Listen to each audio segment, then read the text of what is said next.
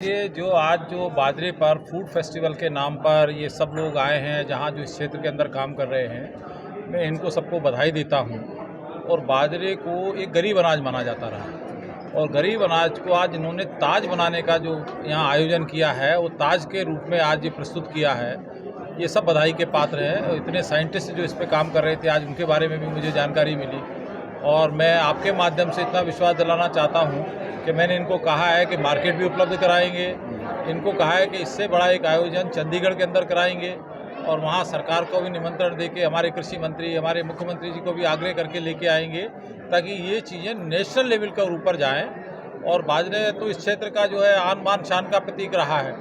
और घर के अंदर पहले गेहूँ तो मेहमान आते थे, कोई बटे हुआ आ जाता था तो गेहूँ की रोटी बनती थी, मांडे बनते थे, नहीं तो सारा जो है इलाका बाजरे के ऊपर ही डिपेंड था। लेकिन आजकल हम जो खान पान की सारा सिस्टम हमारा बदल गया है। आज जो अच्छे परिवार के लोग हैं, जिनके पास ईश्वर ने सामर्थ्य दे रखी है, वो आज गेहूं के साथ जो ढूंढते हैं, आज जौ के साथ चना ढूंढते हैं, आज मिर्ची के नाम के ऊपर वो क्या क्या करते हैं। और ये सारे जो है इनके अंदर सब गुण थे बाजरे के अंदर। और ये सब इसी तरीके था कि ज्वार है, बाजरा है, रागी है,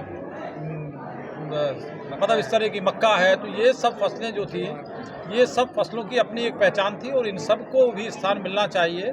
और चूंकि मैं यहाँ रेवाड़ी में खड़ा हूँ, रेवाड़ी में खड़ा होकर आपसे बात कर रहा हूँ, तो यहाँ ये सरसों का और बाजरे का घर है। और सरकार ने भी जो इस बार 600 रुपये भावांतर के तौर पर किसानों को देने का काम किया है। यदि ये पिछली बार 1950 रुपये में बाजरा खरीदा था, यदि इसका उपयोग होने लगेगा और ये हम समझाने में कामयाब हो गए और बाजरे कितने रूपों के अंदर आज यहाँ पर इस फेस्टिवल के अंदर यहाँ हमने देखने का, टेस्ट करने का मौका मिला है, इसको हम स्टेट लेवल पर और नेशनल लेवल पर ले जाके इसको बढ़ा पाए, तो ये यहाँ किसानों के हित के अंदर एक बहुत बड़ा संदेश देने का काम होगा।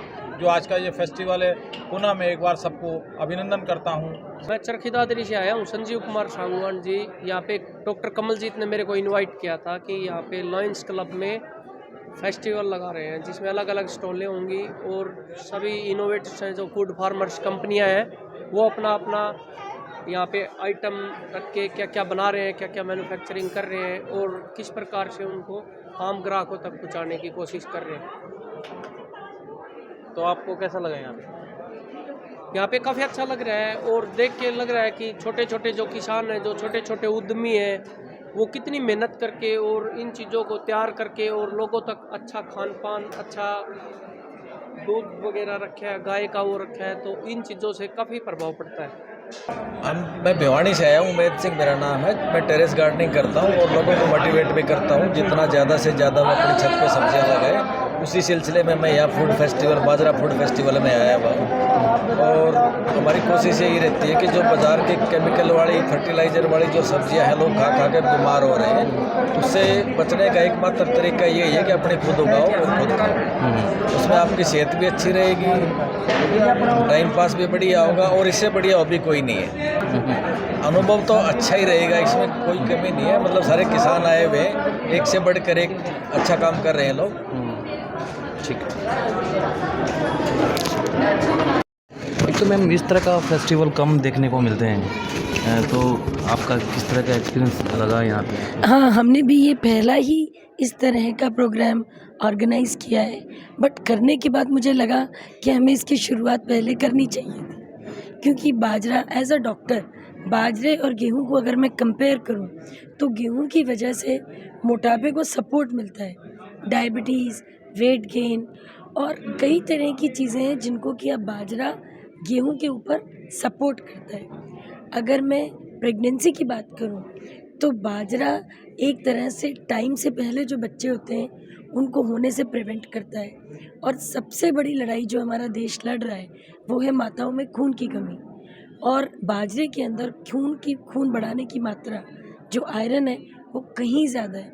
उसी तरह से फॉस्फोरस और कैल्शियम बाजरे में, गेहूं या किसी और भी अन्न से कहीं ज़्यादा है। और जो लेडीज़ में मेनोपॉज में जो ऑस्टियोपोरोसिस और हड्डी गलने की प्रॉब्लम है, उसके लिए बाजरा एक बहुत सही आंसर है। उसी तरह से मैग्नीशियम, जो बच्चों के ब्रेन को सपोर्ट करता है, तो मैग्नीशियम की मात्रा भी बाजरे में कहीं ज़्यादा है, तो बच्चों की ग्रोथ के लिए भी ये बहुत फ़ायदेमंद है। एक और बीमारी है सीलिएक डिजीज़, जो कई बच्चों में गेहूं को खाने से हो जाती है, तो उनके लिए गेहूं सही अन्न नहीं है।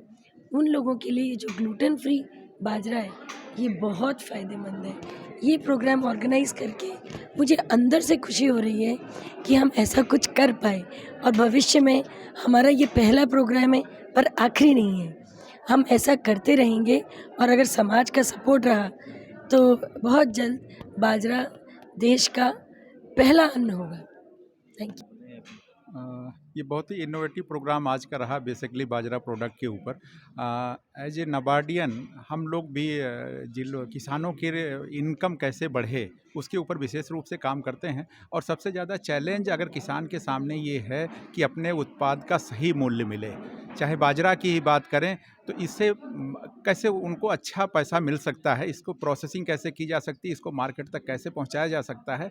इस कार्यक्रम के आयोजन के माध्यम से हमारा ये प्रयास था, नाबार्ड ने जो भी सपोर्ट किया है उस उद्देश्य के साथ किया है कि बाजरा के किसानों को हम कैसे सही मूल्य दे पाएँ और इसकी मांग हमारे समाज में कैसे बढ़े। अल्टीमेटली वही हमारे किसानों को फ़ायदा करने वाली है। तो इसके एक तो बाजरा के प्रोडक्ट के महत्व के बारे में बताने की कोशिश की गई है, जिससे हमारे किसान को ये इसका उचित मूल्य मिल पाए और अच्छा उनको इसका पैसा मिले। और इस तरीके के आयोजन के लिए नाबार्ड ने इसको सपोर्ट किया है। जितने भी हम अनाज कर रहे हैं, गेहूँ, धान, मक्का, ज्वार, बाजरा, रागी, ये सारे अनाज हैं। और जो मोटे अनाज जिनको हम कहते हैं वो तुलनात्मक रूप से बहुत पोषक हैं। और हमारे यहाँ तो ये परंपरागत अनाज रहे हुए हैं, जबकि इस इलाके में या कई अन्य इलाकों में धान और गेहूँ एक मेहमान फसल के रूप में आए, क्योंकि हमारी पारंपरिक खेती जो थी वो बाजरा, चना, जौ इस पर आधारित थी। और ये बहुत ही पोषण के हिसाब से बहुत ही मूल्यवान फसलें हैं। धीरे धीरे जिस तरह बाजारीकरण हुआ और दूसरी फसलों का यहाँ बढ़ावा मिला, तो हमारी परंपरागत फसलें वो चली पीछे हटती गई। इसके कारण बहुत सी बीमारियाँ भी समाज में आई हैं और इसके महत्व को हम भूल गए। आज बाज़ार में कई ऐसे तरह के खाद्य पदार्थ उपलब्ध हैं जहाँ नई पीढ़ी का रुझान है। तो इन फसलों को जो पोषण के हिसाब से बहुत मूल्यवान है, उनके प्रति कैसे रुझान बढ़े और क्या क्या हम इसमें विभिन्नताएं ला सकते हैं खाद्य सामग्री के रूप में, कि सबकी रुचि इनमें बढ़े। यहाँ जो ये मेला लगाया गया है बाजरा फूड फेस्टिवल के नाम से, वहाँ आप देखेंगे कि जो प्रतिभागी इसमें भाग ले रहे हैं उसमें किसान परिवार के लोग हैं, जो स्वयं सहायता समूह की महिलाएं हैं वो लोग हैं, और जो किसान उत्पादक संघ हैं वो किसान हैं।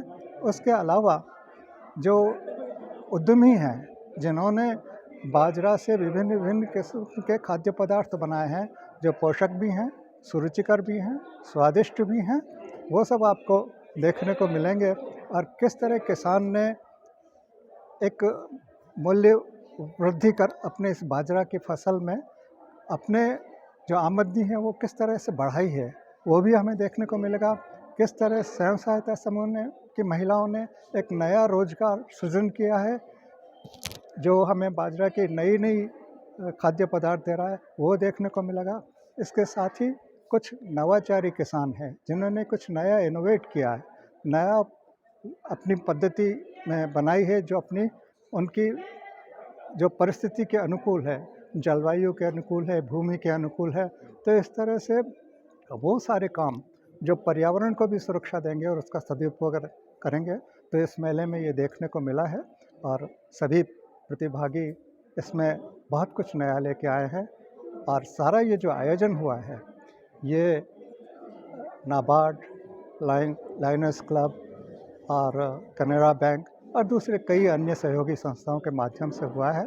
तो मिलजुल कर खास करके हनी बी की प्रेरणा से ये यहाँ रहा, और कई वक्ताओं ने इसमें भाषण अपने दिए हैं, जो बहुत ही उपलब्ध जानकारी को उन्होंने श्रोताओं के सामने रखा है और काफ़ी अच्छा ज्ञानवर्धन किया है। इस आयोजन के बारे में बताइए। सर, इस आयोजन का विचार करीब 3 महीने पहले जब मैंने अखबार में पढ़ा कि यमुनानगर में मक्का फूड फेस्टिवल मनाया गया है, तो मेरे दिमाग में आया कि बाजरा तो उससे भी ज़्यादा न्यूट्रिटिव है, पोषक तत्व तो उसमें ज़्यादा है और हमारे इस इलाके की बहुत पुरानी फसल है, यहाँ पे उगती थी, हम बचपन से खाते आए हैं और हमारा जो आज का खान-पान है उसमें बाजरे का बहुत ही कम अंश रह गया है, इससे हम दूर हटते जा रहे हैं। तो अब इसका विचार आया कि क्यों ना ऐसा प्रोग्राम यहाँ पे किया जाए। तो मैंने किसान संचार के कमलजीत जी को फ़ोन किया। मैंने सोचा शायद वो मक्का वाले से जुड़े रहे होंगे, तो उनसे जब ये विचार साझा किया तो उन्होंने बड़ा पॉजिटिव रिस्पॉन्स दिया और कहा कि सर हो सकता है, बहुत अच्छा हो सकता है, कोई दिक्कत नहीं है और इसको मिल के करते हैं। और फिर हमने जो है 1 महीने के बाद जो है कमलजीत जी रेवाड़ी आए और इसकी तैयारियों के लिए हमने जो है जगह और तिथि निश्चित करके विभिन्न संस्थाओं से जुड़ना शुरू किया और जो पैसे का प्रबंध था उसकी जिम्मेवारी कमलजीत जी ने संभाली और यहाँ लोकल लेवल पे जो संस्थाएं थी उनसे धीरे धीरे करके हम जुड़ते चले गए। सबसे पहले लायनस क्लब ने बहुत ही अच्छा पॉजिटिव रिस्पांस दिया और शहर से इस चुनौती को स्वीकार किया, उन्होंने जगह उपलब्ध करा दी और उसके बाद दूसरी संस्थाएं जो ऑर्गेनिक पे और बाजरा के जो प्रोडक्ट्स बनाती है उनसे संपर्क करके आज ये सफल आयोजन का यहाँ पे हुआ है। करीब करीब 2 दर्जन से ज़्यादा यहाँ पे FPOs या सेल्फ हेल्प ग्रुप या व्यक्तिगत रूप में जो ऑर्गेनिक पे या बाजरा के विभिन्न उत्पाद बनाते हैं ताज़ा सेवन के लिए या जो बेकरी के आइटम है। और हमारे जो प्रबुद्ध लोग हैं रेवाड़ी शहर के आसपास के लोग काफ़ी संख्या में यहाँ आए। हमने इस पे एक सेमिनार का भी आयोजन किया जिसमें बाजरा संबंधित जो अनुसंधान कार्य है उसके बारे में बताते हुए और हमारे 3-4 जो डॉक्टर्स हैं उन्होंने इसके जो लाभ है खान पान के इसको आहार में इस आहार संबंधी खान पान का दैनिक खान पान में अगर इसको हम नियोजित करें तो जिससे स्वास्थ्य भी बढ़िया रहेगा और मोटापे जैसी भी जो प्रॉब्लम है समस्या है, डायबिटीज़ है, वज़न घटाने में ये काम करती है और कोलेस्ट्रॉल लेवल कम करती है। तो बहुत सारे इसके फ़ायदे हैं जिनसे हम चाहते हैं कि हमारा जो समाज इसका जो नई पीढ़ी है विशेषकर उसको इसकी ज़रूरत है, जिसका ज्ञान ना होने के कारण इससे दूर होते जा रहे थे क्योंकि ज़बान के स्वाद में वो दूसरी चीज़ों की तरफ जा रहे थे। तो हमने सोचा कि इसमें विभिन्न उत्पाद जो है अब मॉडर्न तरीके से भी बनाए जाएं।